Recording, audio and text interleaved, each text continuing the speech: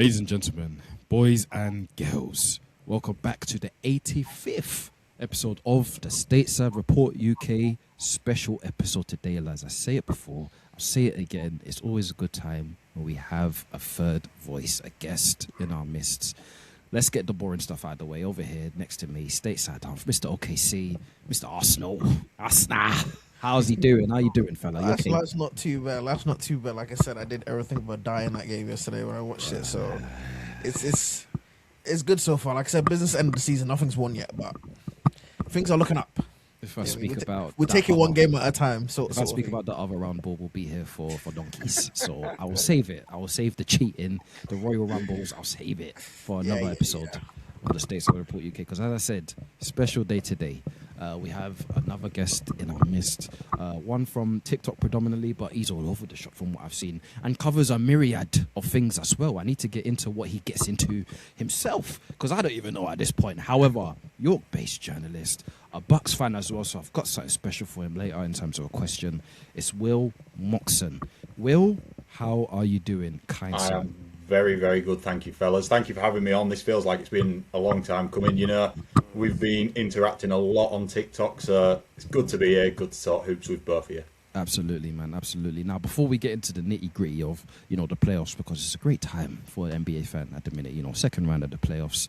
Some teams already been eliminated at the time of recording as well, so we'll get stuck into that very shortly. However, for the people that, are hearing you, seeing you for the first time, as I've tried to tease you up, you do everything, apparently. I've seen European basketball here. I've seen NBA there. I've seen football here. I've seen too many sports for my liking. I don't know how you keep across it. I've only got about 4 in the chamber, and I'm struggling. Yeah. So could you please tell us in regards to, your content, what you like to do, and how you cover all these sports as well? I don't even know how to answer that, to be honest. It's just a mad obsession I've always had. I grew up a York City fan. We've just been talking off camera about that. Good stuff. Crazy It sounds like he needs to still educate himself, but Yeah, so always just started off with football, and then about probably 10 or 11 watched my first NFL game. This is where it gets into the books as well. The first player that I really enjoyed watching was Aaron Rodgers, the quarterback of the Green Bay Packers at the time. Obviously, he knows. He was that was prime Aaron Rodgers time. So first team I followed in the American sports, and then I just stuck around the Wisconsin area, I guess, with the Bucks, and then the Brewers in baseball as well. I've watched tennis. I've worked in rugby before. My dad's massive into motorsports. I watch motorsport. The Olympics and Winter Olympics. I don't even know how to explain. I think I watch like films and stuff here and there, but everything else is just sports related. It's just, if I watch anything on YouTube, it's all sports related. There's one sad thing that I always put on my CV just so people know how dedicated I am. Before school as a kid, and this tells you how wired I am when it comes to sports, I never used to really watch like cartoons and stuff. I'd literally sit and watch like Sky Sports News. And, it's mental, isn't it? It's so bad. And it's like 405. He knows it off head.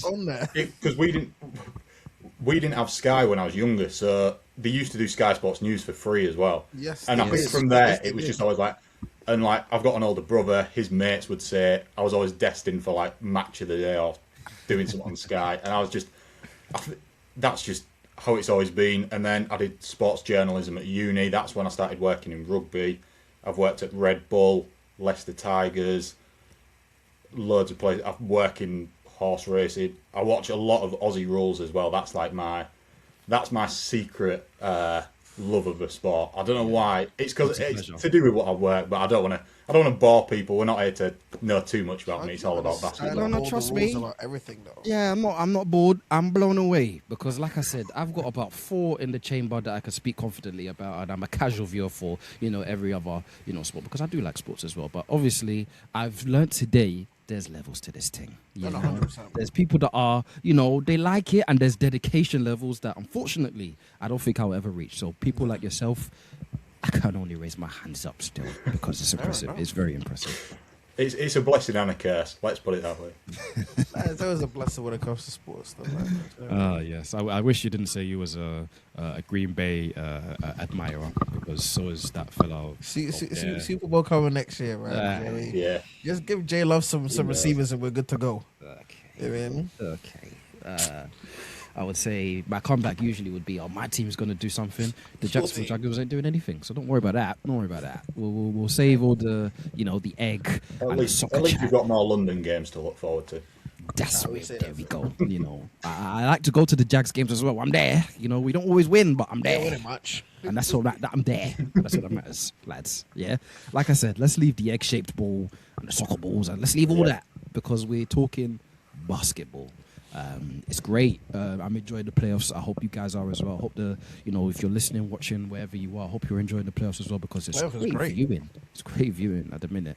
We'll brush up on this game, this series that I think is likely to be over. Stateside, hope you'll be very thankful that we're starting with your team first, the Oklahoma City Thunder and the Los Angeles Lakers, currently 3-0.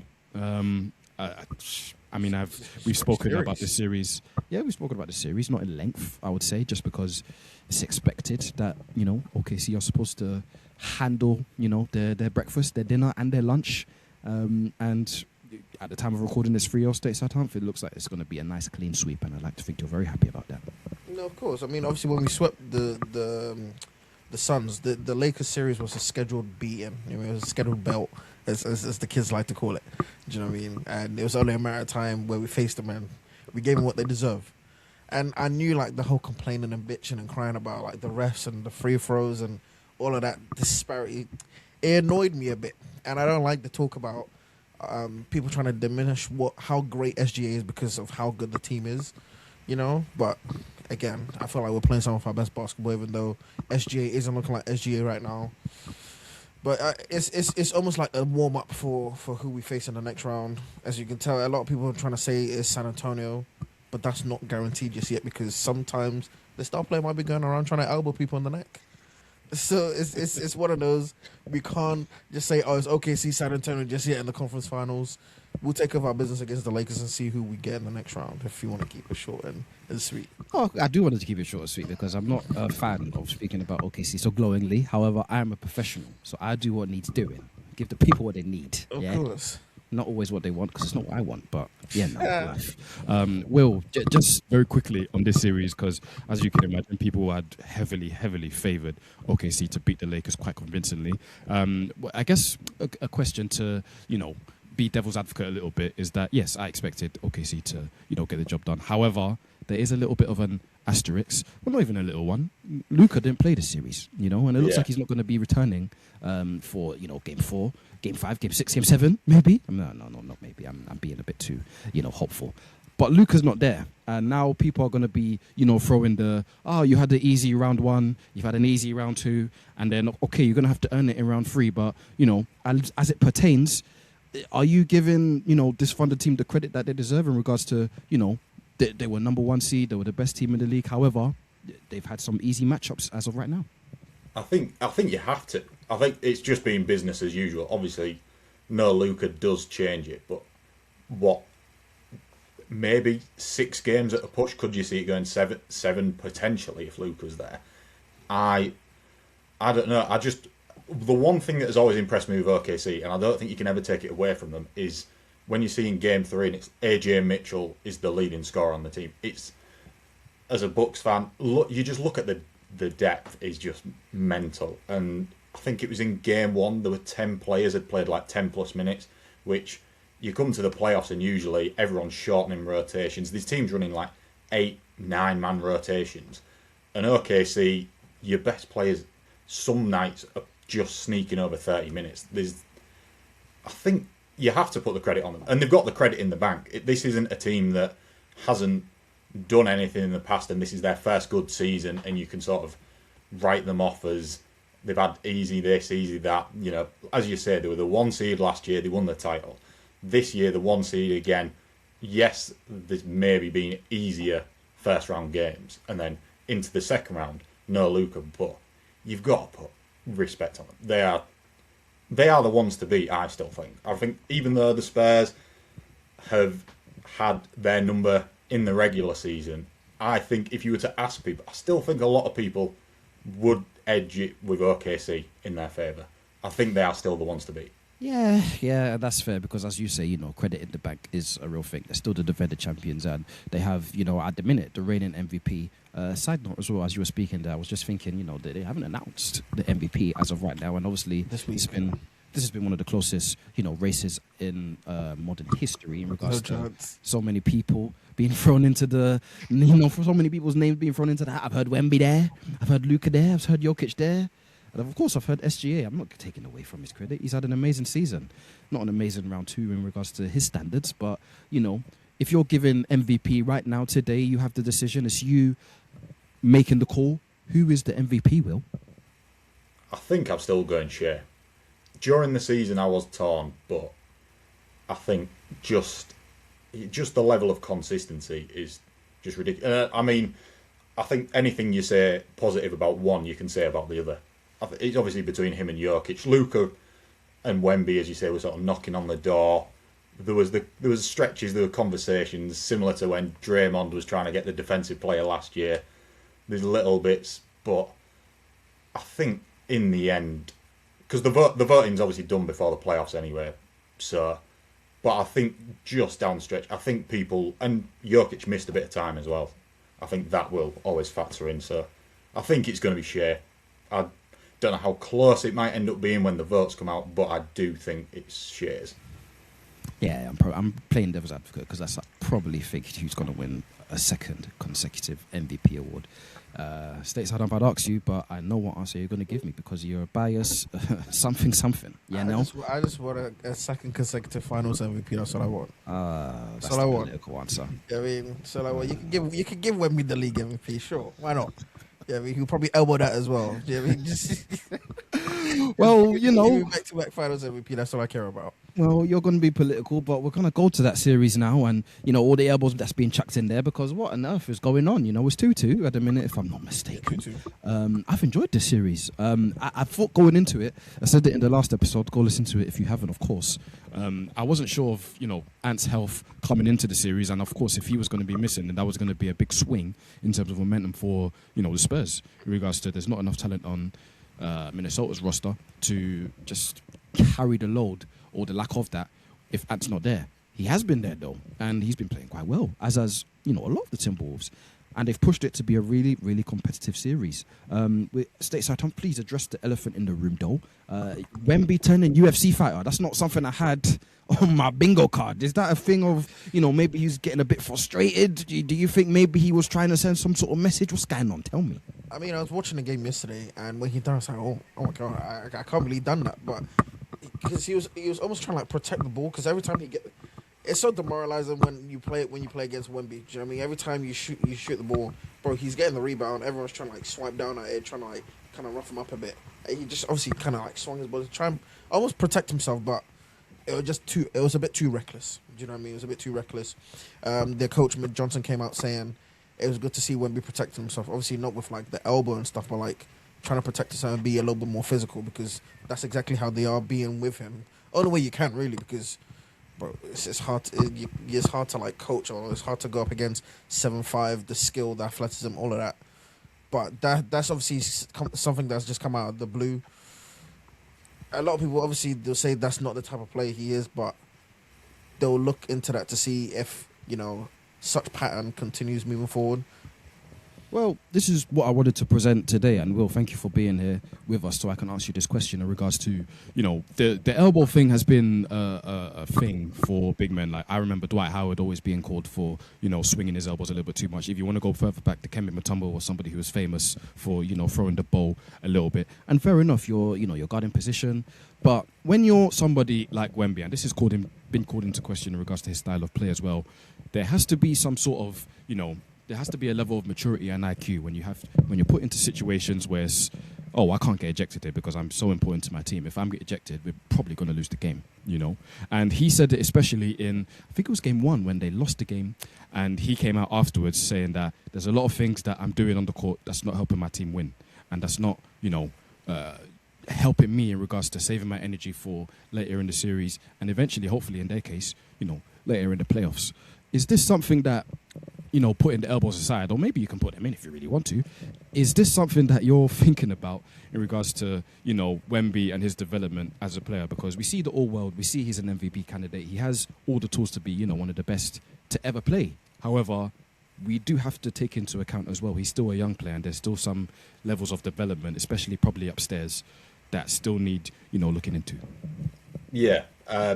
Like you say, still, you forget how young he is and how little he's been in the league just because of how good. We're talking about him as an MVP already. That's how good he is in Defensive Player of the Year.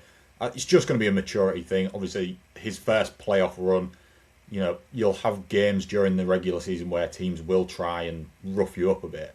But this is 4 games straight of it. And, you look at Rudy Gobert, obviously we'll know him from the French national team, so might know what gets it or roughs him up the wrong way. Naz Reid, as you see, just is willing to scrap with absolutely anyone. So I think it's just a maturity thing. There was the quote, obviously, that came out. He was talking about his emotions and showing his emotions. He's not afraid to do that. And I think there needs to be a level of aggression, of course. This was just frustration, I think. There's all series long. And then in this game, 12 minutes he played, you can go on social media. Everyone's got clips and screenshots of the Timberwolves players doing almost similar. I think it's just frustration, but I think it's a good learning curve because in a way, he's almost got one flagrant 2 out the way now that he knows to reel it in a little bit and what he, I guess, can and can't do now. Obviously, he can't do that, but just to sort of cool himself down a bit. And when he gets in that situation now, he'll be able to react better now that it's happened, if that makes sense. Yeah, experience is the best teacher, as they say, And I tend to agree with a little bit what you're saying, but Stateside, me, I like to look into the crystal ball, And I'm not trying to go full Skip Bayless, legacy chat, all this, all that. He had an appearance on ESPN fairly recently, so threw it back. It took me all the way back to... Yeah, with years ago. with Stephen A. I know. I'm not trying to vividly imagine that. We don't need to see anything thrown back from Skip. However, he how he is in regards to looking into somebody's, psyche and looking at them as an all-time standard, no matter where they are in their career. But I'm going to do that with a little bit with Wemby in regards to Stateside. You've called this man, potentially the best defender or could be the best defender to ever live. You've said that this could be a top player, and a lot of people agree with this. For years to come, this could be potentially face of the NBA type of guy. And me personally, if I'm comparing him or I'm putting him in that level, if I'm talking about him in that kind of circle, then I'm comparing him to the people like, as unfair as it may be, your stars, your Lucas, your if you want to go throughout history, your Kobe's and your LeBrons and anybody that you think is in that bracket of face of the NBA, best player in history, whatever you want to say. That level of maturity is very, very important. And I don't want it to be glossed over and everybody to, it's going to be key. He threw the elbows, he's ejected. However, if this is not something that he can, I don't want to say rein in because, you take what you get with Wemby, innit? But you don't want to have a situation where his emotions, more often than not, go over the boil. Now he's costing his team, series. Injuries already is a issue with him, and you have to be careful in regards to how you use him moving forwards. But emotions can't be a thing that, is a hindrance to him because that's not going to be any good for the Spurs. That's not what's helped, the all-time greats in regards to winning championships and helping their teams and winning in the playoffs. So is this something that, maybe I need to take a step back on, or is it fair what I'm saying here? It's fair what both you and Will are saying about Wemby. Obviously, the inexperience, the lack of controlling of his emotions. Like a lot of people say, experience is like the best teacher in terms of like playoff setting, and no one really talks about it in terms of like controlling your emotions because everything's going to be heightened. You know what I mean? Whether it's like physicality, your emotion, like the moment, the level of jeopardy. Do you know what I mean? And obviously, we saw that last night because it's not to take away from like the talent, like the skill level of not just Wemby but the San Antonio Spurs, but that's a very young team. Do you know what I mean? They will come across stuff like this where they'll be tested and like they'll be antagonized to see if they'll react out of character. And if stuff like that happens, like you saw yesterday, Wemby cost his team a game. I don't think the Timberwolves have anything for San Antonio, but the fact that Wemby wasn't there you saw they gave him a new lease of life. There's only so much stuff Castle, Fox, Harper, all of them can do. I mean, and they did that. They took it to the wire, but at the end of the day, when Wemby's not there, everyone's now driving to the paint. You know what I mean? He alters like the other team's like offense because, but when you go into that paint, that ball's coming back out. Do you know what I mean? Or he's slapping it on the glass. So it's one of those. He's cost his team a game because he couldn't control his emotions. And it'll be a learning curve for him. I don't think it'll be detrimental because Shams tweeted 2 hours ago saying that there'll be no further discipline or anything like that. He's gonna play game 5, which is lucky for him. But obviously, like I said, it's a learning curve. But he's cost his team a game ultimately. Yeah, he'll have to learn from it, as Will said, as you said as well. He won't be suspended, so lucky boy, by the way, because I've seen people in the past get suspended for a lot worse, a lot easier things that he done. He threw a whole elbow at somebody. I've seen people. World Peace elbow James Harden. Yeah, got away with it. I saw Draymond flick LeBron's, downstairs, and he was gone. You know what I mean? Draymond catapult himself from your center's ribs. Yeah. His ribs haven't been the same since then, by the way. But if I speak, I'll be in trouble. So Wemby, lucky boy, but he's gonna have to learn from it. But gentlemen, it doesn't take away from the fact that this is, at least in terms of the Western Conference side of the bracket, a very entertaining series, 2-2. And I'm going to be unfair. I'm going to ask, both of you to call it. By the next time, at least me and Stateside Humph record, and I'll start with you as well, Stateside Humph. Tell me, how is this series going? Who are you favouring in regards to, who's going to be meeting, unfortunately, OKC in the Western Conference Finals?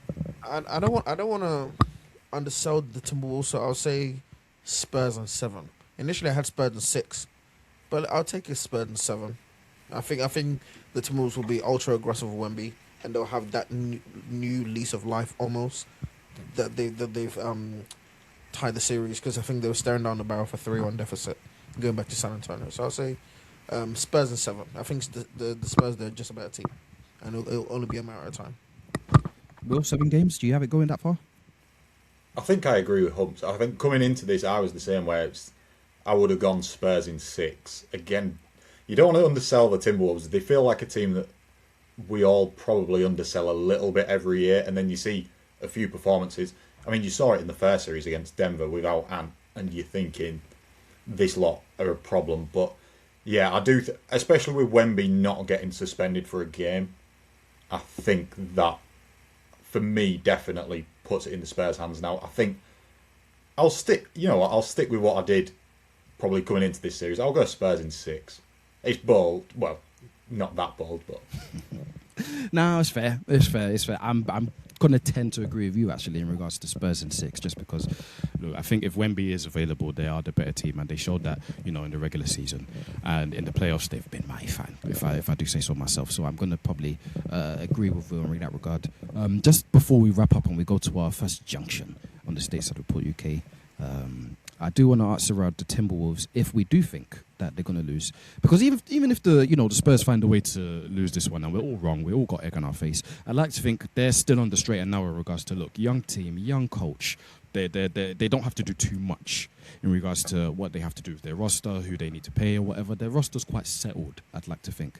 And Will, I'll start with you in this one in regards to Minnesota, because you're thinking, or me and Stateside Humph were thinking, we're coming into this playoffs, KG was at the last home game for them. There was a lot of hoo-ha that was made as well.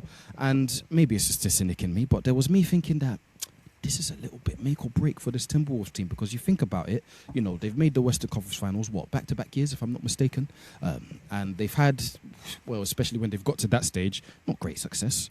Yes, they're facing better teams when they get there. However, you can't just lose every single time and you run it back with the same team. I think something's going to change. That's basically the definition of insanity, So whether it be maybe Randall has to make a move, maybe Gobert, you're playing enough defense, you're playing a lot of defense, but you're not scoring enough. You've got to make a move. What do you think that? You could tell me if I'm wrong, but do you think the Timberwolves have to think about making a drastic change? Should they get bounced out by the Spurs in the second round? I don't think so. It's more I don't know what move they could make that would take them over the edge. Now, if we'll probably, it comes up every day, Giannis, who could he get traded to? The Timberwolves were one of the teams named, and I think it would have centred around Jaden McDaniels and maybe Julius Randle. But then, sort of their depth is pretty strong as well. When you look at Ayo Dosunmu coming off the bench, even Mike Conley, who we didn't expect anything of, he got traded, he got waived, and he went back, and yet he still had some pretty good performances in this one. And I think we spoke about this with the Thunder. The key now to the NBA is depth. I don't necessarily think it's about pairing stars together like it used to be, where you could get just 2 or 3 stars and then everyone else's minimum deals. That doesn't really work anymore, I don't think. Now, could you do something on the outside, whether it's a Naz Reid or a Julius Randle or even Gobert, maybe? Although Gobert's probably saved himself a bit in the playoffs, possibly. But I don't think there's too much. But like you say, I think maybe there are just some better teams, and it's one of those realities where maybe one year you get lucky and you just catch fire at the right time. Because I don't know what big moves they could really pull off that would suddenly put them above the Thunder and above the Spurs, especially because they'll be good in 5 years as well. Yeah, and Stateside is tough, because I do like the Wolves team. I'm watching Jaden McDaniels, hit full away mid-ranges, and I'm like, oh, it looks pretty good, I can't lie. And, you like to think of, Shannon, who's been big for them in the playoffs. Obviously, DiVincenzo's gone down now, but he was giving them good production. They've got Bones Highland in there as well. They've got good, deep enough team that you'd like to think the right year, yeah, they can make a good run and potentially they can win a championship. And you have to remember as well, they're working on the time that, Ant is happy at the minute. However, if we get bounced out of the, second round, Western Conference Finals, not making that leap, they're going to have to make some sort of change at some point. Whether that be, I've said in the past, if Kawhi could be available potentially, maybe make a move over there. If Golden State are trying to do something different with, the links around Draymond or Jimmy, whatever the case is, you look at something over there. But are you, in the camp of Wolves probably need to do something if they, get bounced out, or you stay in put? You'd be like, no, we just run it back next year. I mean, I kind of lean to the side of what Will was saying, the fact that they might need to make a change, but for who, I don't know. Because as you highlighted, they've gone to the back-to-back conference finals, and they've lost in 5 convincingly to OKC and to obviously Dallas in 24. So it's like something. It shows they're a very good team. Do you know what I mean? They could get to conference finals, but it just seems like a step too far every single time. So they might need to shake up a bit. Like I've always said, I'm not the biggest fan of Randall. I know what he brings to this team. I know the physicality, the ability to hunt mismatches. Randall, bro, when it's not going well for Randall, is the ugliest watch. But you had 12 points and 6 turnovers yesterday. Every time you had the ball, he was turning the ball over. I thought he was going to take off his top and he have like San Antonio shirt underneath because he kept giving the ball to them. Do you know what I mean? But he's one person I don't love on that team. Rudy as well. I mean, he's a black hole on offense, bro. Every time you give him the ball as well, he's another turnover machine. But at least you saw the level of defense he played against. So, bro, you're telling me all these issues and then you're still saying, run it back. Depend on how they lose to San Antonio, which I think they will lose to them. I don't see why you'd make such a big change or such a big swing. Do you know what I mean? Because other teams have done that and it's just kind of, fell flat on their face. I'd say they should run him back off of the strength that I just don't know who they can bring in to take them to the next level. I think there's room for that if they want to explore it. Fair enough. I think they've got some tradable contracts in there, even though you don't like Randall, there's a lot of people in the league that do, If you don't like Gobert, there's a lot of people that like Gobert, Bro, look at what Cat is doing for the Knicks, man. I told you that trade, New York were always going to win that. It's looking like Jokic out there, but we'll move on to that series. Do you know what? Eloquently, we'll move on to that. Gentlemen, shall we play a game? Let's play a game. Yes, please. Play a game. Please like, share, comment, rate, subscribe, all that jazzy stuff. If you like what you're hearing on the Stateside Report UK, episode 85, Will has joined us. He's seen the madness, and now he's getting involved in games. We love a game on the Stateside Report UK. And it's a new one as well. I throw new games at all the time at Stateside Umph. Sometimes falls on his face, but sometimes he smashes them. And I hope it's going to be that today, because today, new game is called Right and Wrongs. Basically, lads, it's very simple. I'm going to ask you from the whole season, even though it's not completely done yet and there's still things that could happen.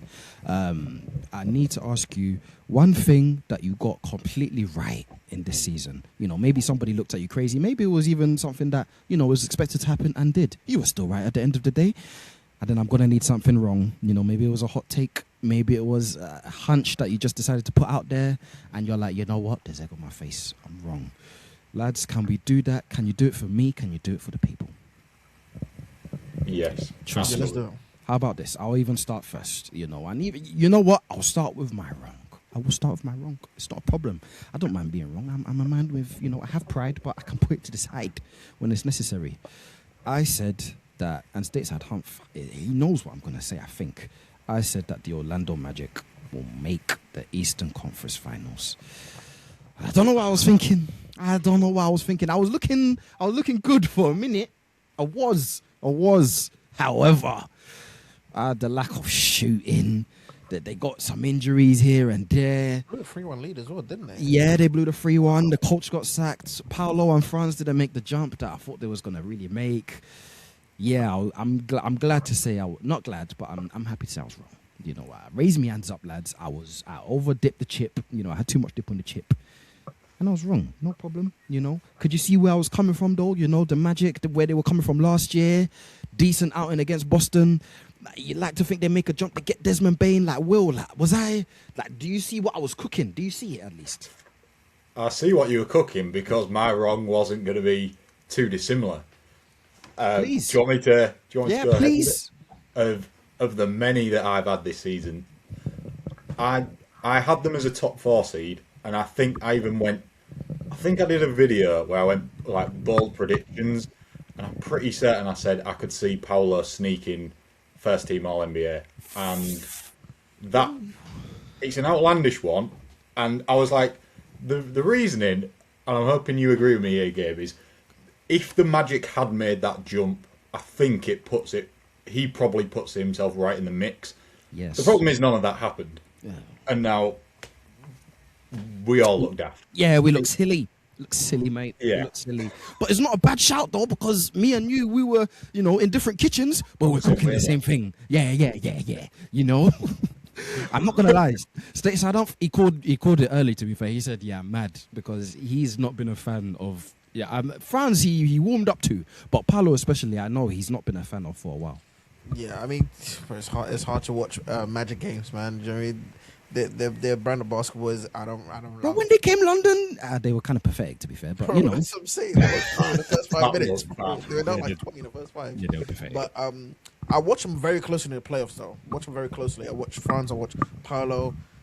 I think it was game 5 when Orlando was trying to close it out, and Paolo I think he scored 45 points, same as Cade.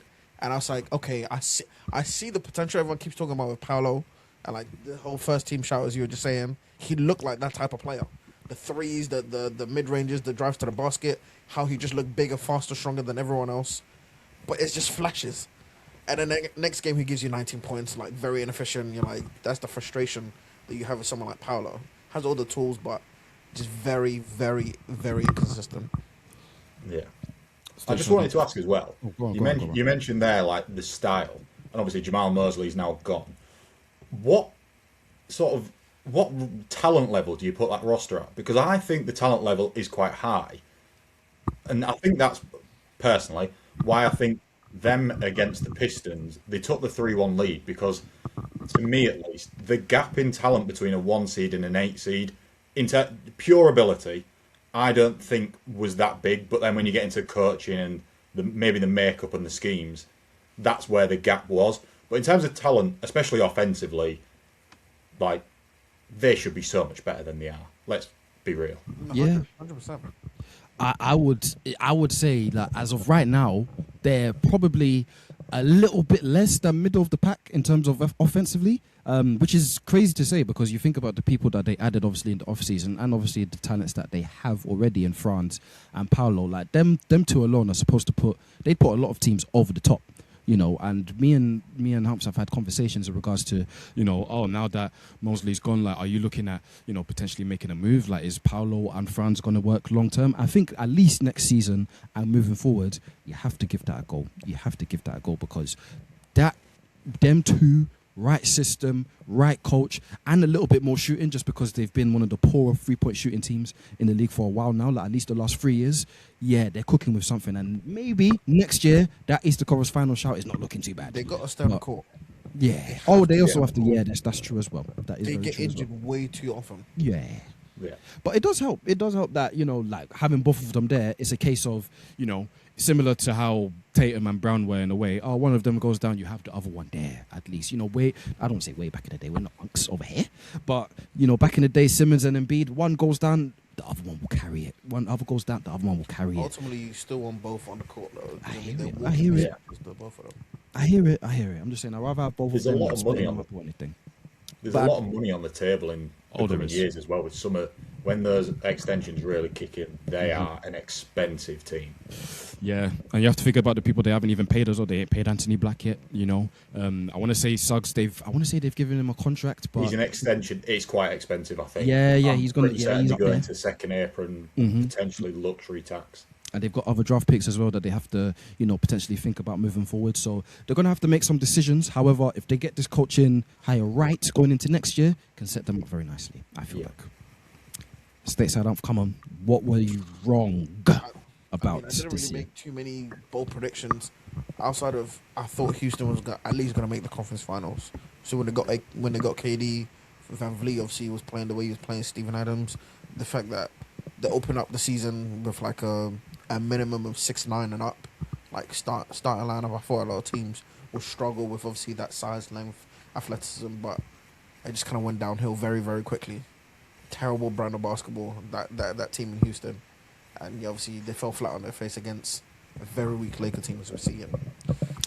Houston, a lot has to be changed over there. Yeah, I have to agree with you. I thought second round for them, going into the season with obviously KD and some of their players making a jump, but where it just wasn't to be for Houston. They were quite a smelly outfit, if I do say so myself. 100%.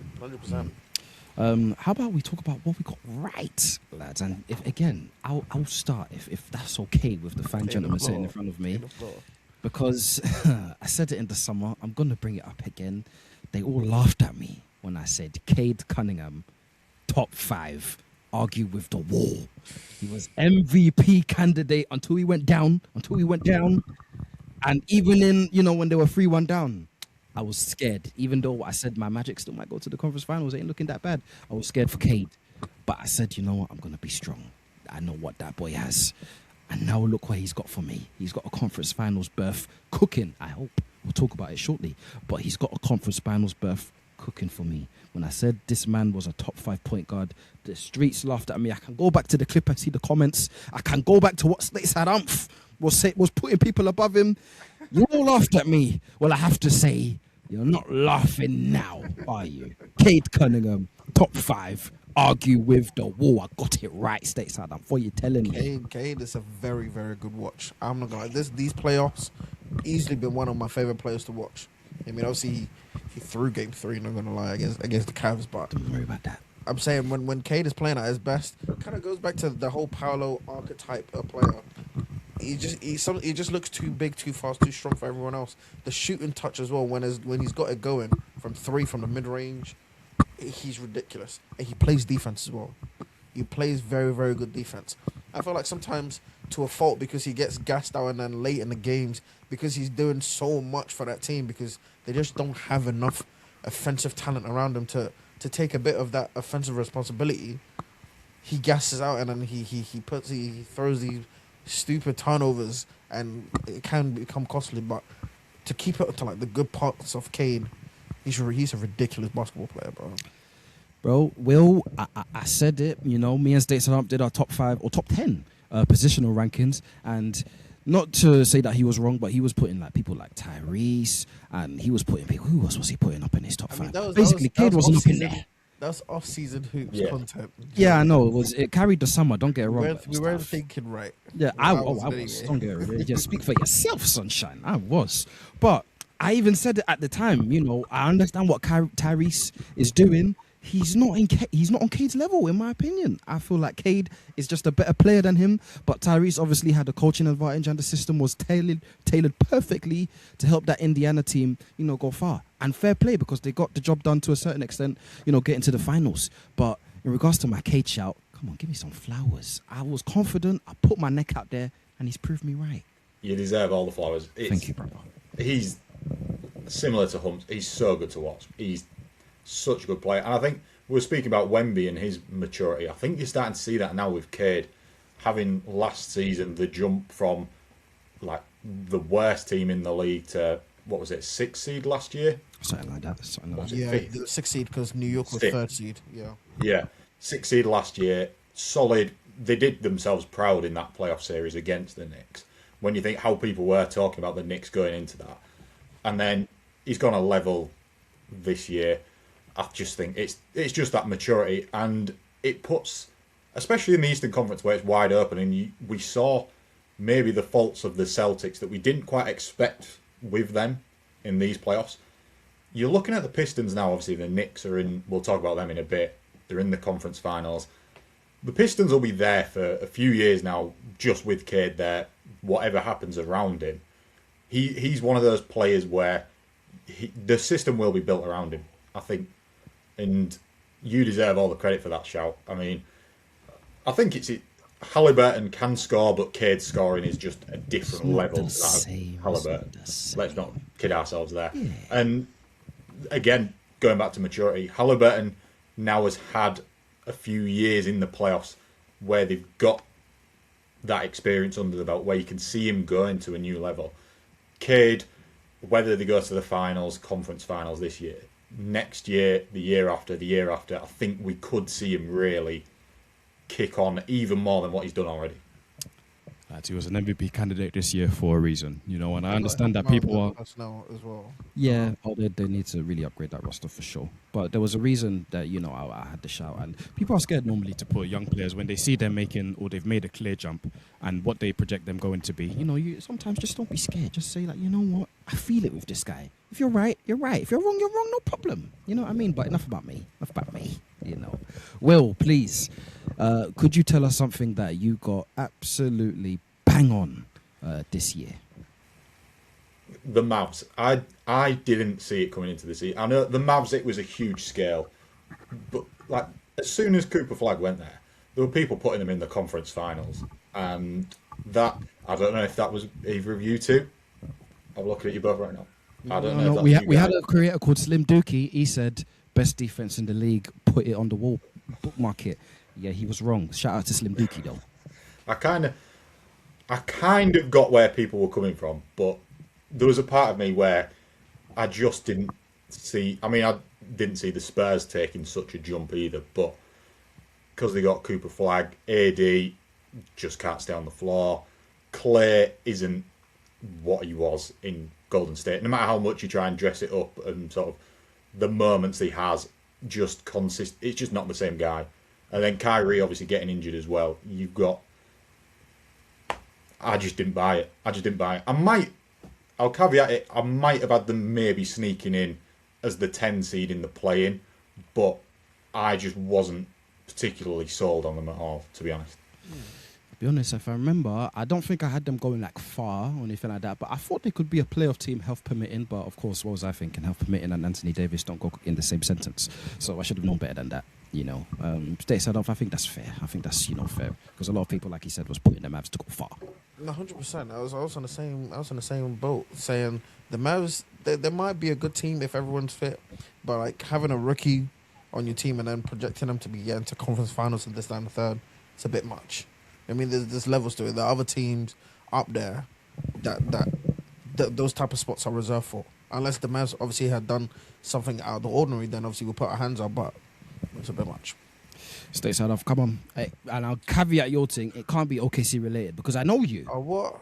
Yeah, you see, I know you. I don't want to hear none of that nonsense. Going to go back to back. I don't want to hear that nonsense. No, it was, to be fair, it was the Raptors. I said the Toronto Raptors were going to do really well this season because I saw little bits and pieces of them in the latter half of last season. I was like, if they keep going in the trajectory that they're going at with the coach that they have, another OKC coach, very good coach, he would take them to where they deserve to be. The Raptors have always been a playoff team in the East.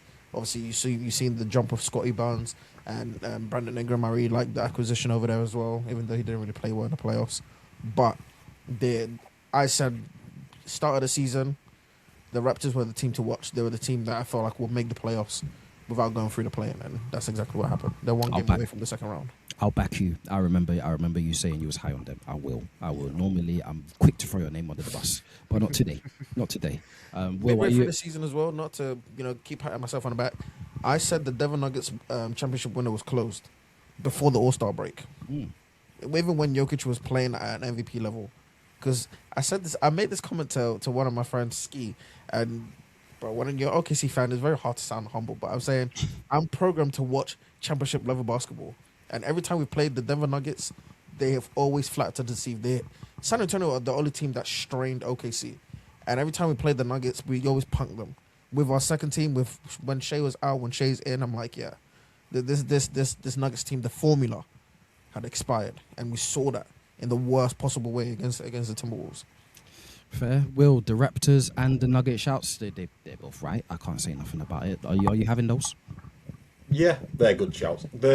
I had the Raptors improving a bit. I don't know what to judge their ceiling at for the coming years. I think Scotty Barnes he's got another jump in him, absolutely. Just the rest of the roster, I think they can easily be like a top 6 seed out east. I'm not questioning that. It's more just when we're talking about sort of teams that can get to the conference finals, you, Gabe, talking about the Magic. It's just, I don't know. I think a lot has to go right for the Raptors to get there. Moves as well, potentially. The Nuggets they were a team I had going far yet again. I wasn't going to say the championship window's shut, so great shout from Humps there. It was a big swing from him, but I'm like, I don't see him coming back to that level. You know, lads, a couple trades here, there, can slam right back open again, but hey, we'll see. As for now, yeah, the Nuggets aren't winning a championship as of right now. What do you think they do with Jamal Murray? I know that's a loaded question. That's a big question. Loaded question, bro. Because when you look at to think about that, yeah, you're right. Stateside, you don't trade Jamal Murray, do you? Him and Jokic almost are like two peas in a pod. You know what I mean? It's Jokic and Murray and Jokic. They came into the league together. You say that, but at the same time, like, I don't think it's as cut as dry as that. You know, if I'm thinking of first year All-Star as well. I don't think it's as cut as dry as that, bro. I think, you've run it back so many times, so many years. And yes, I even was high on regards to the moves that they made. They're bringing in Cam Johnson, coming in, Michael Porter Jr. That's one hell of a comparison. I know, right? Championship window. Hey, man, they're going to win it this year. They're even out the playoffs. Some of those games on the Nets, to be fair, didn't look far off. Yeah, I'm saying, but I'm thinking like there's so many times where it's like I feel like a lot of teams just have Denver's number. Jokic, yeah, they're probably not going to be able to do much in regards to what he has, but Murray, we can absolutely scheme him out of a playoff game, and we can have success doing that. And over the last couple of years, especially, even in I can say the Game 7 against Jokic last year. You lot did an excellent job on Jokic in regards to, putting a smaller guy on him, and he was getting hounded. He played awfully. That's probably the worst game I've ever seen him play. Nine shot attempts. Yeah, man. So I can only imagine, like, look, if I'm in Denver's hierarchy, look, I've said it for a few teams, but it's the reality, man. You can't keep running it back and expecting the same thing to happen. So if there's a good offer on the table for Jamal Murray that improves, the whole scope of what Denver is, get some pieces to round out the depth, I'm listening. That's just me, though. Yeah, that's fair. That's fair because San Antonio and OKC, they're not getting any worse. So I feel like the window closes a lot faster in the West than it does in the East.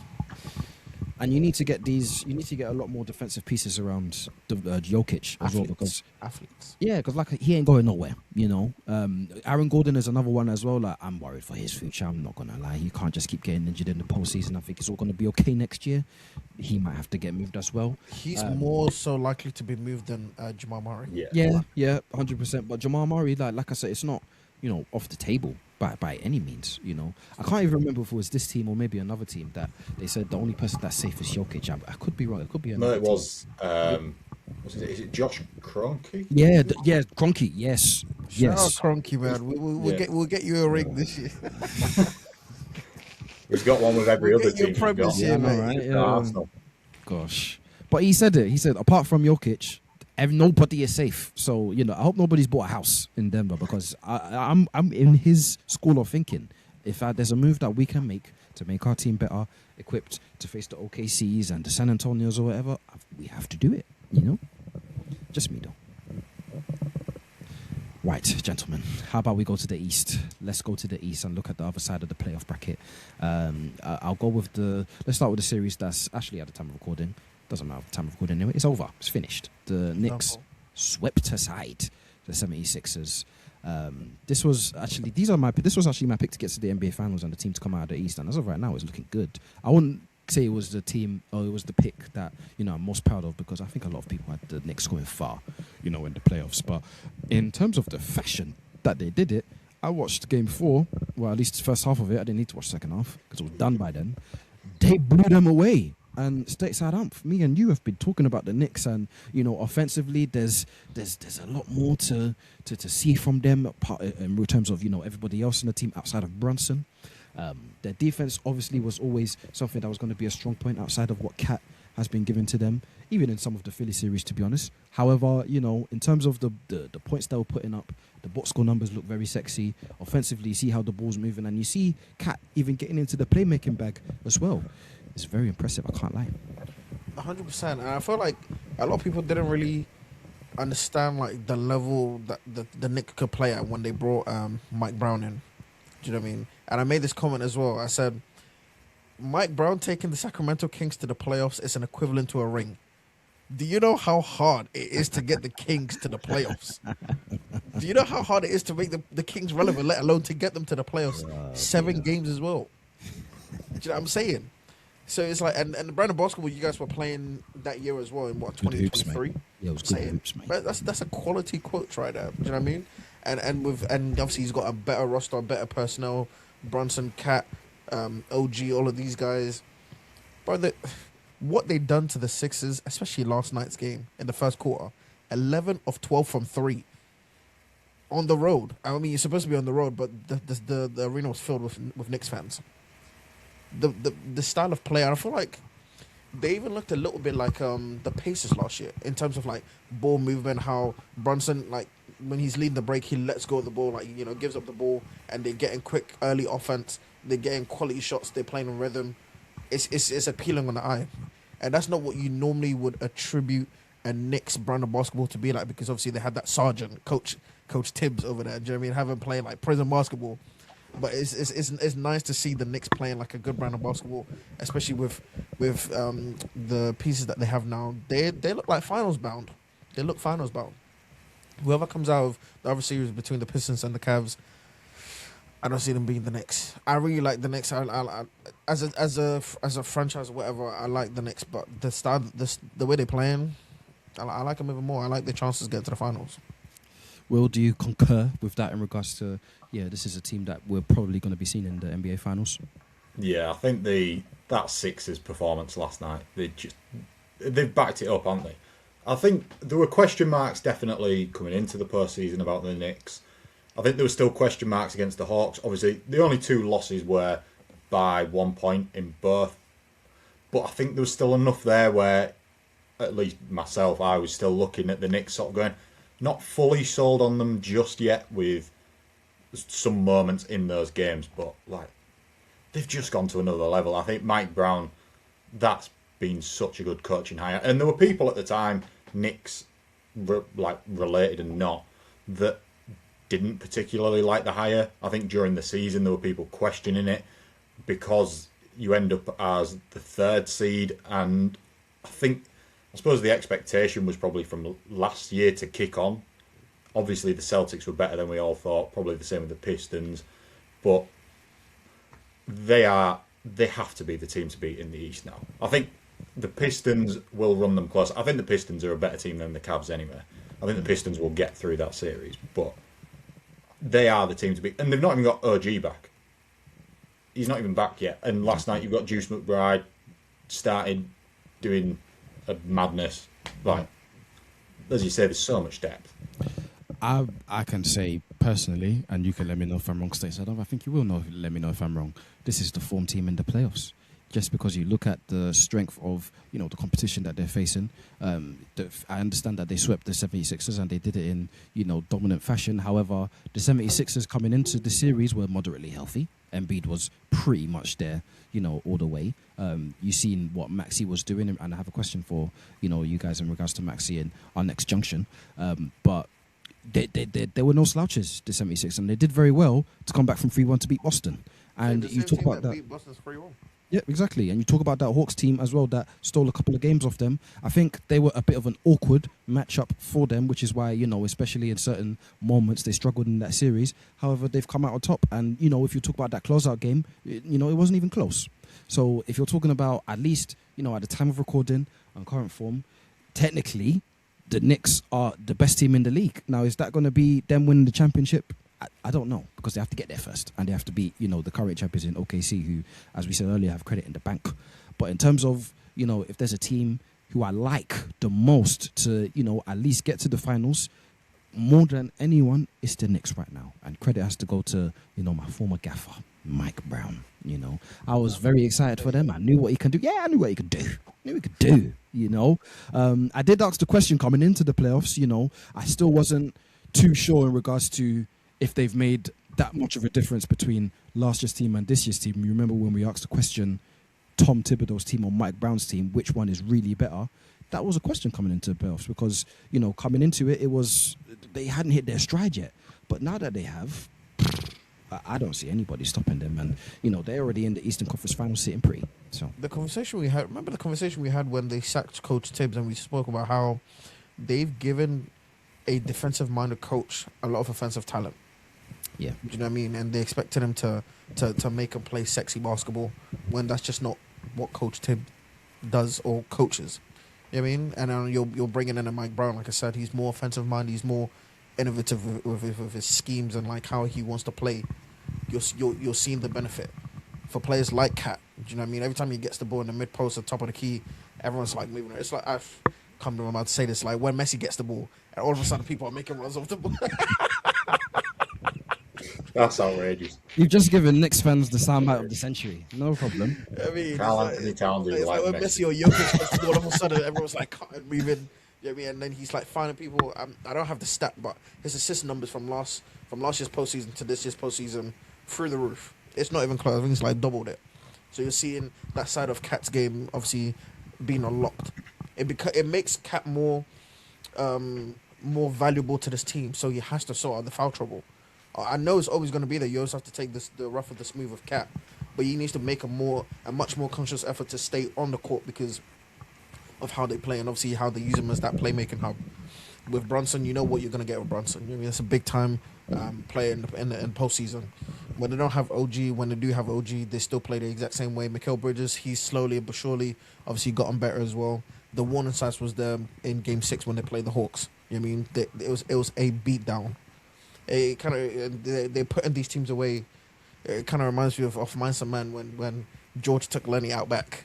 You know what I mean? You just had to put him down. That's exactly what the Knicks are doing to teams now, and it's scary to watch a little bit. Not gonna lie, I didn't think I'd attribute that to a team like the Knicks. Let's talk about the other series that's going on. Probably the more interesting one. Well, it's the only one in the Eastern Conference at the minute. The Boston Celtics, the Detroit Pistons, and the Cleveland Cavaliers. Currently 2-1 to the Pistons as things stand.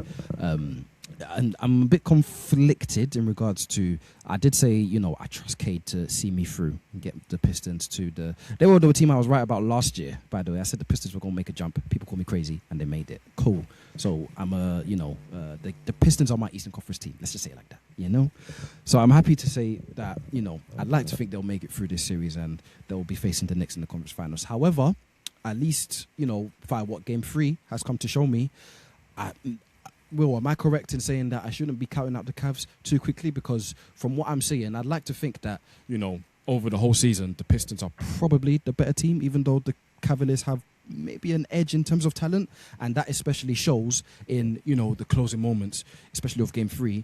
And you'd like to think moving forwards in this series as well, that if it is close, then hey man, James Harden has been there, done that. Donovan Mitchell, as much as people don't, rate him as a playoff performer, he's still dangerous and he can still give you, serious buckets when he needs to. So is it fair to say that, even though maybe the Pistons could be favorited in regards to them being the 1 seed and what they've shown over the season, we shouldn't be counting out the Cavs just yet?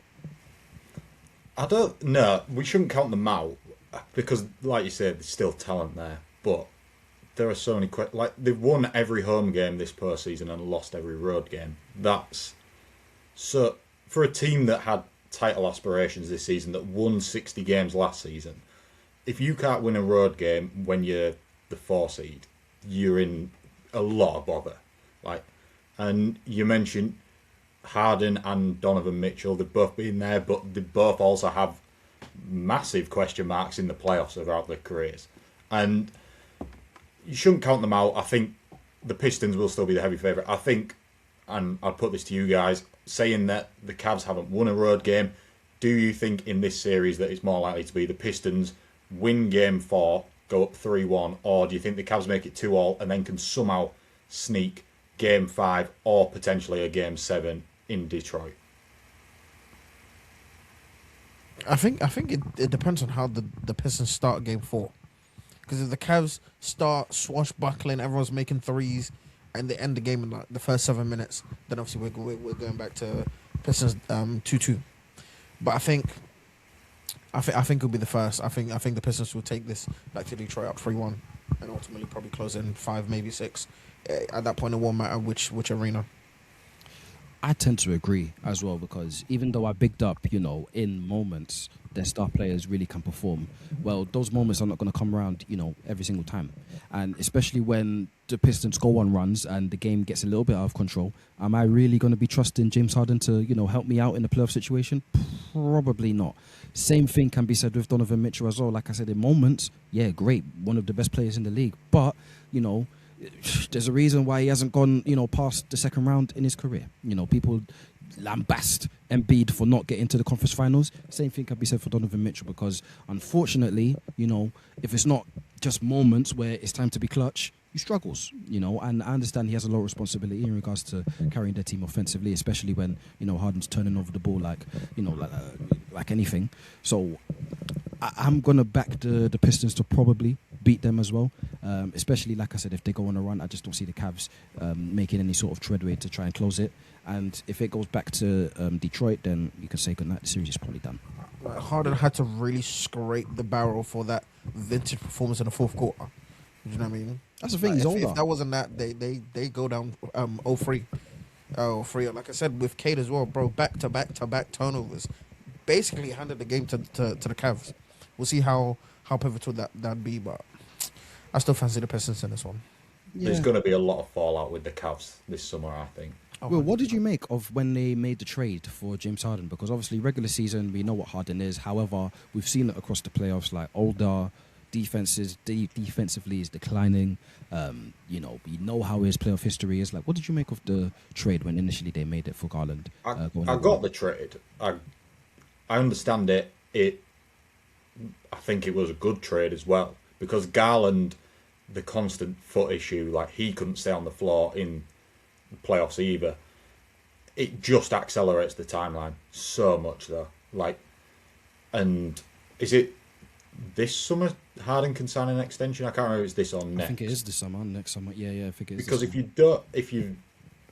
you don't manage to keep him and he were to walk in free agency, or you are looking at moving him on again, then another year on James Harden, similar to what we said about Tim, like, what are you getting for him? Someone will buy on James Harden. There is no doubt his level, but it's going to be a similar position to what the Cavs are in, where whoever brings him in, it's either going to be a team that is at the bottom of the barrel that just wants someone to maybe get them into the playoffs, or it's someone else that is going to be accelerating the timeline massively. And the Cavs are in a win-now situation. You've got Evan Mobley, who people are questioning his aggression as an offensive player as well. We know he's unbelievable defensively, but I think sometimes people are expecting more of him on offense, especially when there are questions about Donovan Mitchell and James Harden. But I think there will be so much fallout from that team, especially if they go out in this second round.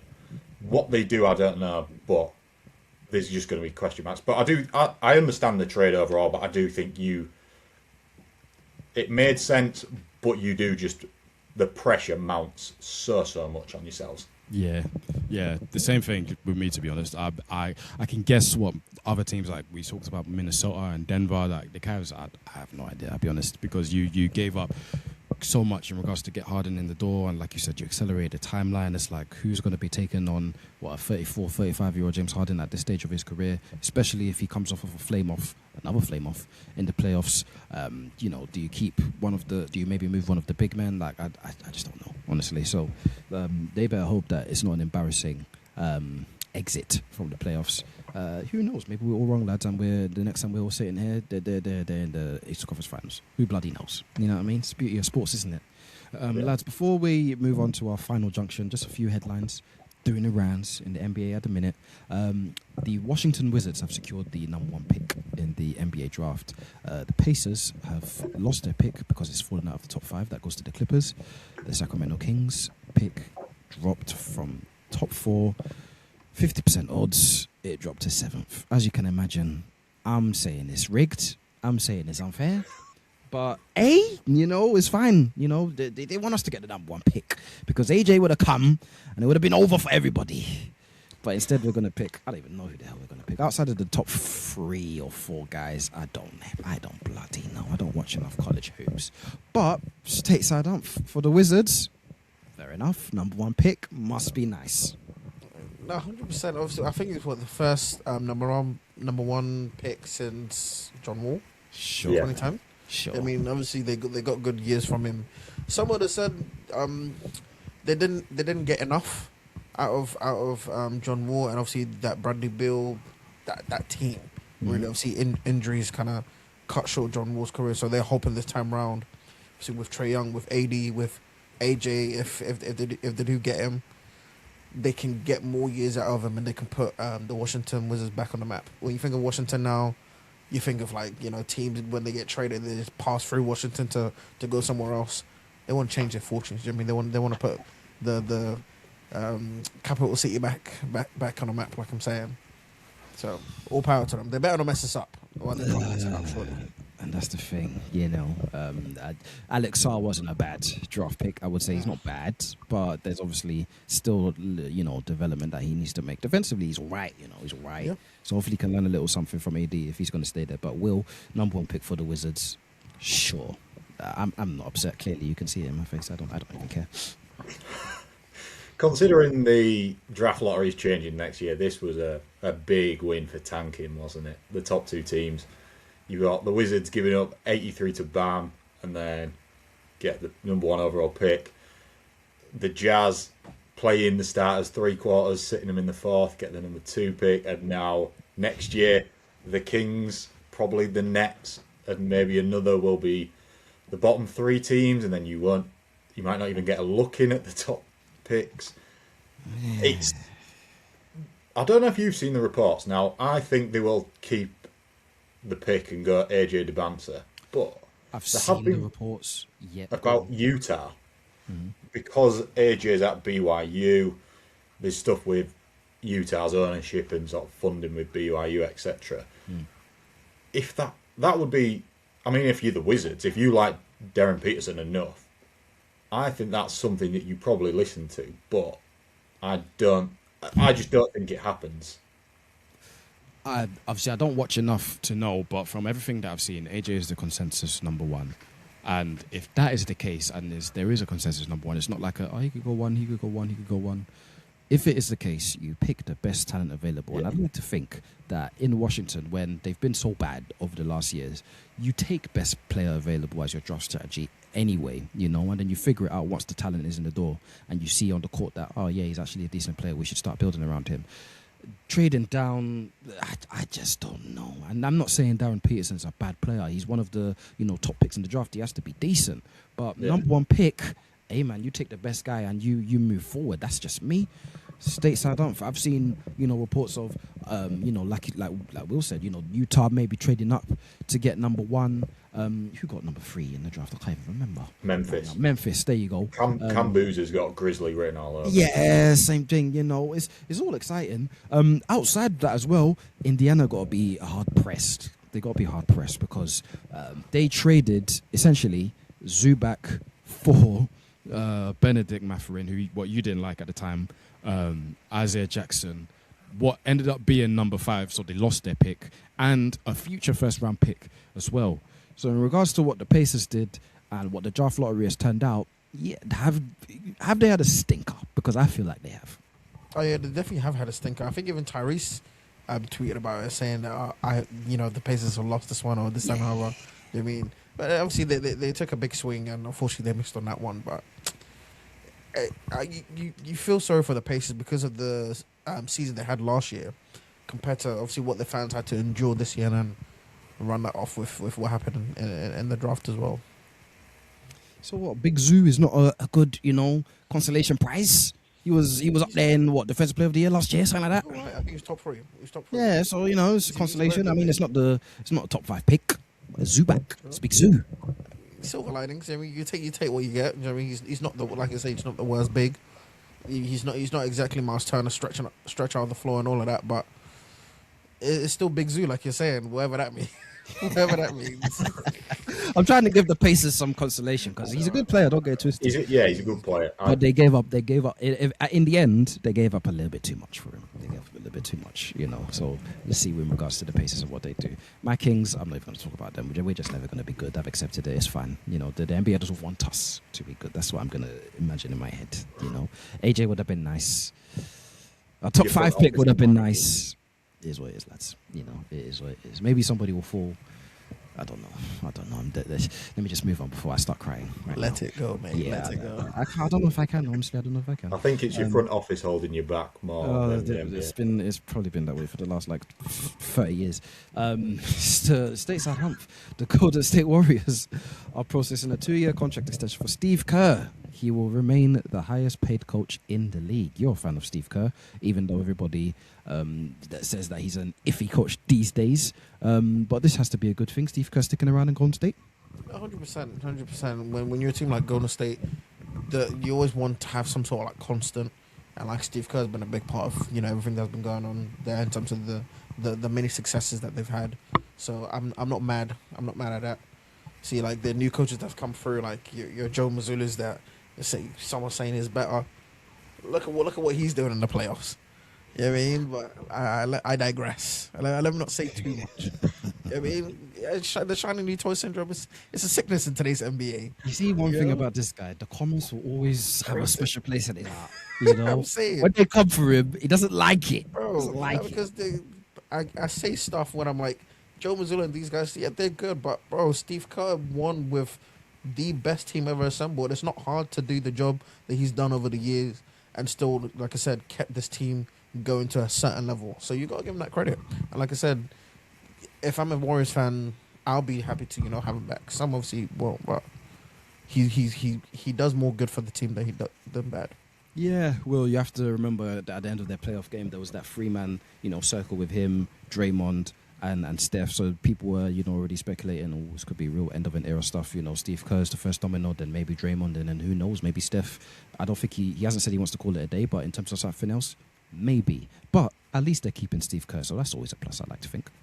Yeah, like Hump says, they need a bit of continuity, especially whatever this next era post Steph, post Draymond, post Steve Kerr is. I think it would be drastic for it to, because obviously Kuminga was going to be one of the big parts of that, and guys like Moses Moody, that hasn't worked, and so you'd almost just be sort of pulling the plug on the entire thing rather than maybe a slower transition. There's plenty of good assistant coaches out there as well. That I don't think it's one of those where it was like there is no one available, so they had to keep Steve Kerr. I think overall it's going to be a good decision for them. I think they're still, with Steph there, they're going to be in the mix. Obviously, Jimmy will be back next year. What that elevates them to, I'm not entirely sure. But I think overall it's probably a move we all saw coming and a move that I think makes sense, really. Yeah, it's hard to see Steve Kerr anywhere else other than Golden State at this point. So, yeah, more than fair enough. I'll let Will come back. He switched on the lights. It Yeah, is getting dark I outside, looked to at be fair. myself and I thought I looked like I'm in Paranormal Activity with how grainy my camera was looking and how dark it was. No, fair enough. It's a good thing you turned the lights on for this one because this happens to concern your Bucks, actually. According to the great Shams Charania, the Bucks are open for business with a Giannis Antetokounmpo trade. I don't know what that means because they've been saying pretty much that the whole back end of the season. And this is our opportunity, actually, to open the therapist door, as we always do, with a guest that support any team. You have to put your problems out there for the world so they're out of your body and into the atmosphere. I like to think that's just a good thing. I don't know. I just made that up on the spot. But Giannis, moving on, could you please tell me how you have felt about, the circus that has been the Milwaukee Bucks second half of the season and what could materialize as a Giannis trade? It's been pretty tiring. I mean, I don't know what you guys as non-Bucks fans feel, but like the reports, like you say, the Bucks are open to offers and things, and then I've got no qualms with Shams. He does a great job covering the league.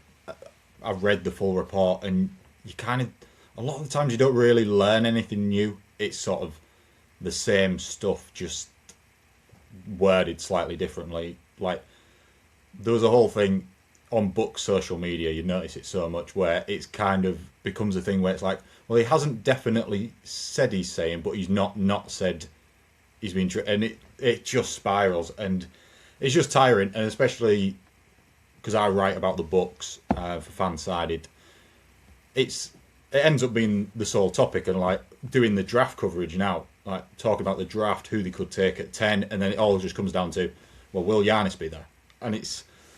And then he's not helped himself because he's dragged it on, and he said that like he's not happy that he let it drag on. He should have come out, but then you sort of read into the specific language, and he's saying, I should have come out and said I'm a Milwaukee Buck this season or this for now, and then people read into that and go, well, he's hinting at something else. It's just tiring. In terms of the second half of the season, before Christmas, I wasn't bothered, to be honest.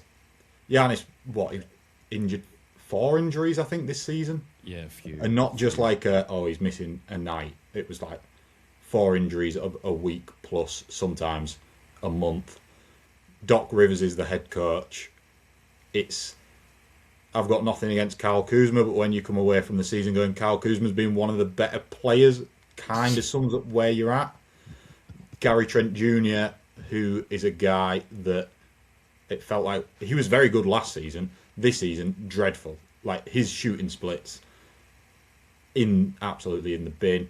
Miles Turner, I quite like Miles Turner. I always wanted Miles Turner on the Bucks because I just thought he was a bit of a younger version of Brook Lopez. The problem with that whole thing was you've got 20 million that you couldn't use from Dame this year, 20 million that you can't use next year. And the other thing for Miles Turner is he was clearly brought in to play alongside Giannis. When Giannis isn't there, Miles Turner, he doesn't become redundant, but you've got people sort of saying Miles Turner needs to be more aggressive on offense. You look like his best years as a pacer, he isn't anything more than sort of a 12, 13, 14 points per game player. He's not a guy that can get you 25 points per game. And now there's going to be question marks over that contract, obviously, and there should be because it's a lot of money. But like if Giannis is there, we saw early on in the season, the first few games, the Bucks actually looked. I mean, it was like the first 5, mind, but we looked pretty good, and you thought, oh, there's something. I was maybe blind optimism. I thought we could be a top 6 seed, not so much the talent, but I thought the roster built around Giannis was quite good in a sense of we'd gone from being so old as a team, like not last year, the year before, where Giannis didn't play in the playoffs. I don't know if you guys will remember this, when the Pacers Bucks beef first started. We had Patrick Beverley starting in the playoffs, playing about 30 minutes. Danilo Gallinari coming off the bench. Now, both deserve levels of respect for what they've done in their careers.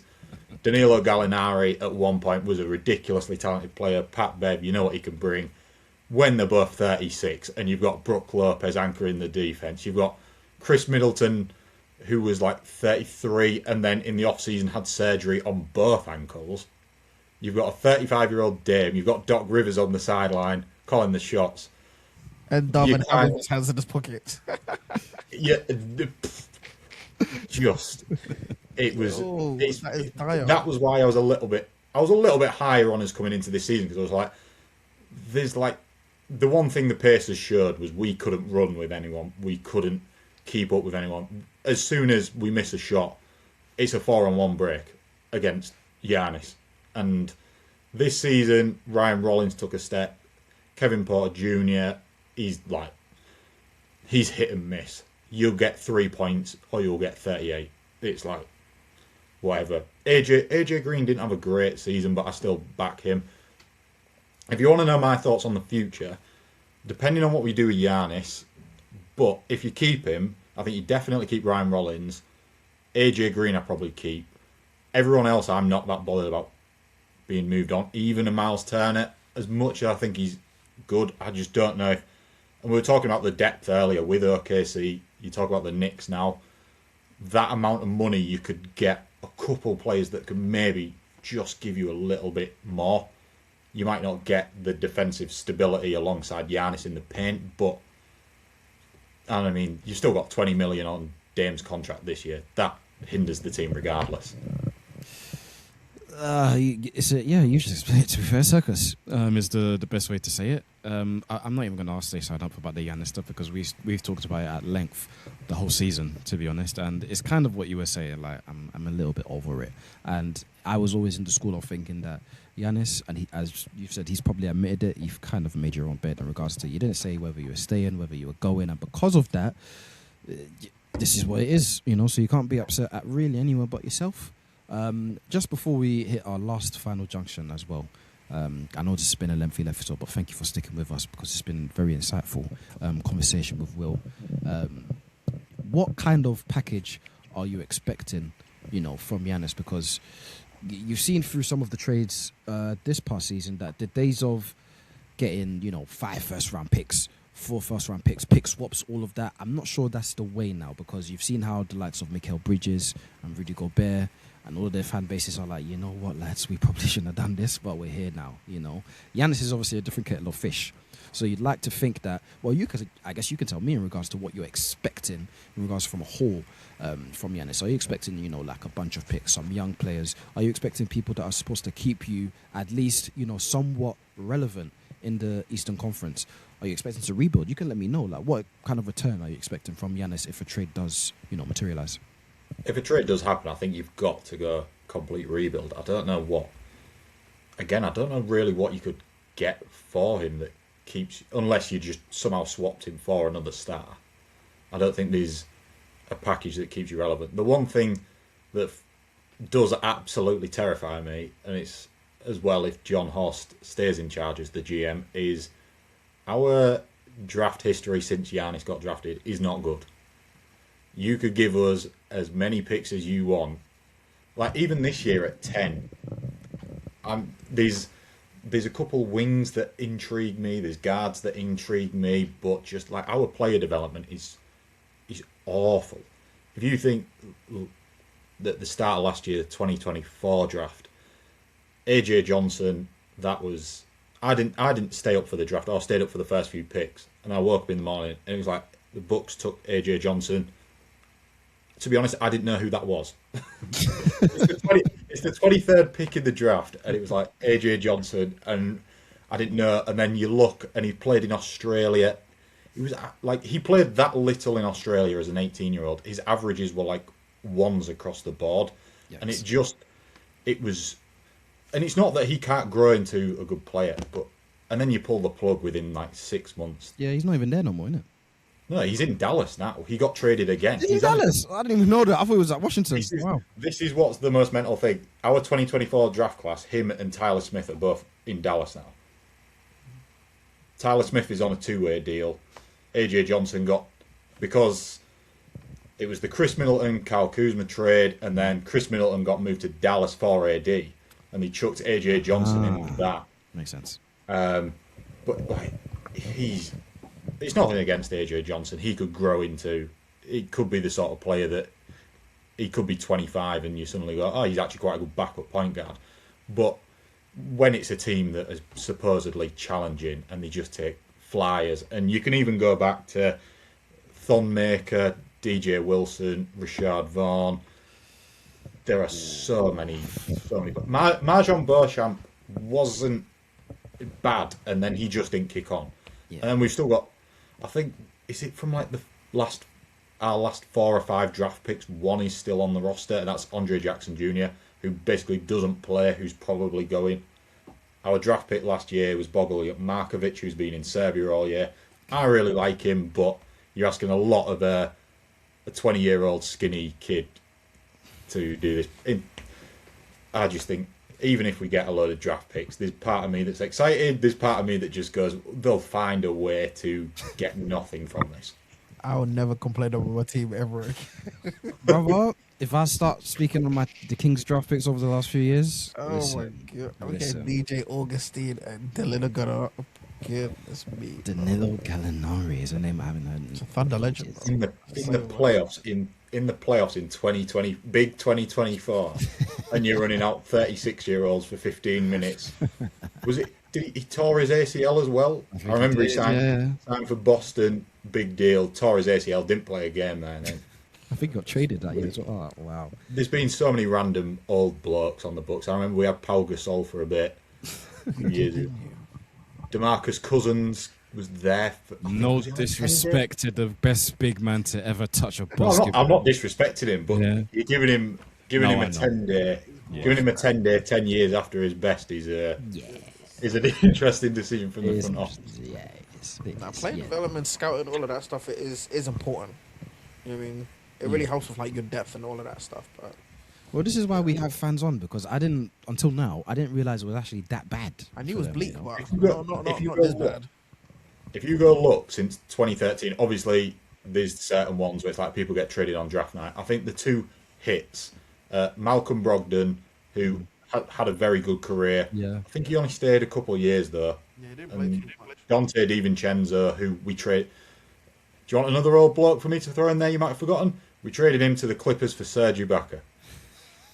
Did you even remember Serge played on the Bucks? I was very, very, very bleak. Yeah, it was very brief. It was leading up to the playoffs. He got brought in to be the backup to Brook Lopez for Dante DiVincenzo. It was just. It's so strange to. I mean, we won a championship, so it doesn't really matter. Like all this complaining, but you look at it and it's like you could have repeated so much, but there's holes there. So bad. I will pray for Milwaukee after they trade Giannis, because that is a bleak situation. Right, lads. Thank you for listening. Before we get up and out of here, shall we play one more game? Absolutely. Oh, yes. We've been overreacting all playoffs, and it's time for your latest installment of more overreactions. I don't know what's in my brain, and I don't know how I keep thinking of these, but they're in here now, lads. So as quick as you can, you can be as long as you can if you want, but I know for sake of time, you can be as quick as you can on all of these. I'm going to just throw out some statements, and then you can let me know if I'm overreacting or if I'm not overreacting, basically. Can you do that for me? Can you do that for the people? Yes, we can. Here we go. Stateside, I'll start with you on this. As quick as you can or as long as you want. Who cares? The 76ers, by force or by fire, must get rid of Paul George and Joel Embiid to move forwards. Is this an overreaction? It's not an overreaction. I think the level of beatdown that they received from the Knicks in all 4 games, something has to change. I'm more so on the camp of they need to get rid of Embiid, but if you want to chuck Paul George in there, since he's been injecting himself with some crazy stuff, I mean, to get banned for 25 games a season, get them both gone. Will, am I overreacting? I don't think you are, no. I think we've mentioned it with other teams. I don't know what their level is now. Paul George is only getting older. He's on a lot of money. Joel Embiid, it looked like he was healthy, and then he got injured again in this postseason. Yeah, I think you sort of have to. I think the way forward is absolutely Tyrese Maxey and VJ Edgecombe. those two are ridiculously talented. And I think, yes, the ceiling is possibly higher with Embiid and Paul George both there, but I think for the long term of what the ceiling could be, I think there is more. We've spoke so much about depth, but you look at their depth and it isn't fantastic when you compare them to the Knicks and what the Knicks could throw out. So I think if you could move them on, what package you get, I don't really know. But I think, I don't think you're overreacting. The Boston Celtics must trade Jaylen Brown and move forward without him. Is this an overreaction? Will, I'll start with you. Overreacting. They were the second seed and we didn't expect it. There were people putting them in the play-in. There were probably people that thought they'd missed the playoffs because there's no Jason Tatum. I think their biggest question mark for me is the centre position. I think that's... Neemias Queta's good, but you can't be... Whether it was Joe Mazzulla, speaking of him earlier, not sure what he was doing in Game 7 where he started Luka Garza and he started Ron Harper Jr. Vooch then doesn't play in the playoffs. I think there's other holes to fix. I can understand the Jaylen Brown shouts, but with them two there, you're still at the top of the East, no doubts. I agree as well. A massive overreaction because the window in the East is a lot bigger than it is in the West. So you don't want to cut yourself short by letting go of one of the Jays. One of the Jays, indeed. He has been talking spicy on Twitch now. I'm just letting you know. But he used to get my MVP's name out of his mouth. I tell you that.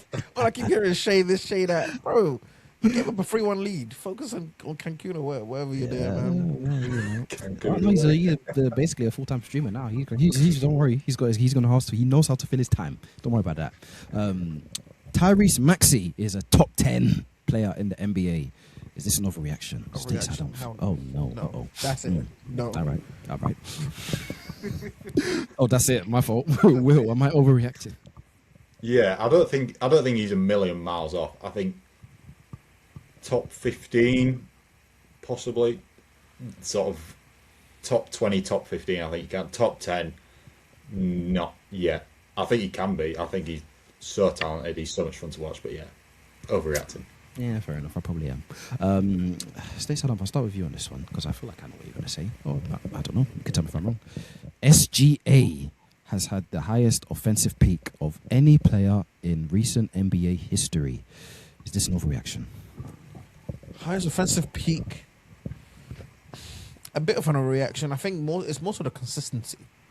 The consistency of like the level that he's played at is more so I'd lean towards rather than like actual peak. Where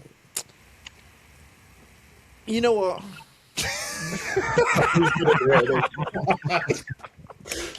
There was a moment there. You saw the glint in his eyes. Yeah, he thought about it and was like, you know. I'm too shameless. Yeah, you know, it's not an overreaction. He has had the highest offensive peak of any person that's ever been on Earth. So yeah. Well, you know I'm going to start the clip, so you don't worry about that. Will, am I overreacting? Highest offensive peak in NBA history? I think maybe.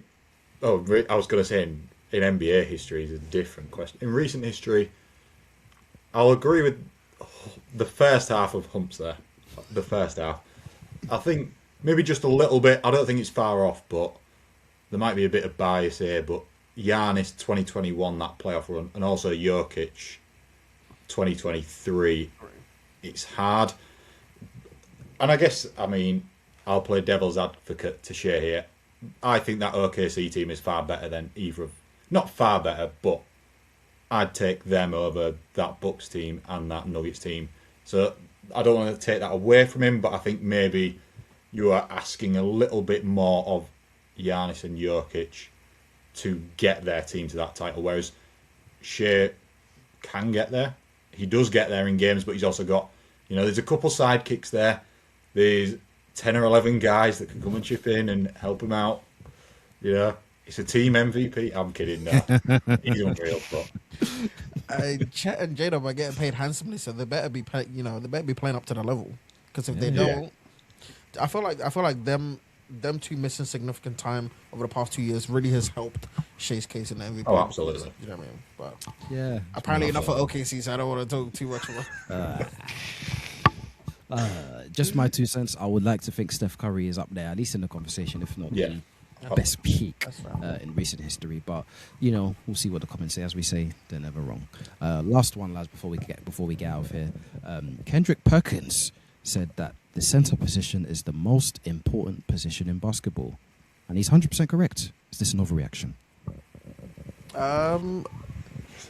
Most important is up there. It's up there as Will just said about the Boston Celtics, because Embiid came back for the Sixers and they had no one like an Al Horford to match that sort of matchup.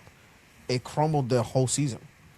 Went up for a 3-1 lead and then lost that. And we've had countless conversations about how I think the center position in today's NBA is the hardest position, compared to way back in the day, with like Hakeem and all of these guys. They're not coming up against these skilled guards, the pace and space, and like having to guard in bigger spaces. Really, 4-time defensive player of the year. Sometimes they're hunting them on mismatches because of the space, because of how much space you have to what do you call it, guard, and then you have to be a stretch big, and then you have to have a floater, you have to have this, you have to be a playmaking hub. I think the center position is definitely one of, if not the hardest position to play in today's NBA at a high level. Will, most important position in the league or in basketball, is that an overreaction? I think I don't want to just say I agree with Humps, but I think I do. That's such a hard question, is because what is the most important position? I think you have to look. There was a phase where DeMarcus Cousins was the best center in the NBA, but then after him, if you're including AD as a center, there was quite a drop off. You look now, you've got Jokic, Embiid, Wemby, Şengün, Bam. Kat, Chet. There's so much talent, and it's not just, these aren't just old school centers anymore. Like you say, they're stretch bigs. There are guys whose passing is one of their best assets. Hartenstein as well. Yeah, you had to get that in there. Of course he did. Maxime Reynard. What? Since we're throwing in big men. Who? You lads don't know about Pete Nance yet. Oh boy. Oh dear. Oh my god. Oh dear. No, I'm saying, Bars anyhow. it's like, I'm trying my best not to make this an OKC thing, but it's like the double big lineup that we play, it hurts a lot. You're seeing with the Lakers with Ayton and Jackson Hayes, they can't do anything about it. They can't compete. Yeah. I think that is. Do you know what I mean? If you don't have skilled bigs, if you don't have like bigs at a high level, it crumbles your whole team. Yeah, I was just sorry. I almost interrupted that. I think that is one thing. Those teams that we have mentioned, there are holes in the centre position of a lot of those teams. I remember the Magic being up 3-1. There were people saying like, "Can Wendell Carter Jr. be a starting centre in this league?" He's good enough to be a starting centre. What you get to as a team, I'm not sure. We mentioned the Celtics. You look at the teams left in the playoffs; they all have very good starting centres. Even if whatever you think of Jarrett Allen and his future, he's still a very good centre. He's been performing really well.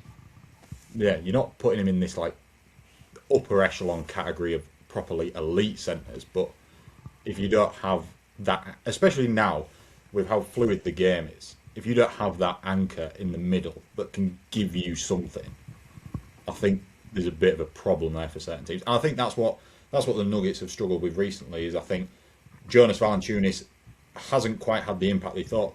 He's Jokic's best backup centre, and it's not quite worked that way. But whatever happens to them, I don't know. Even a player like Jalen Duren, he's having an identity crisis right now.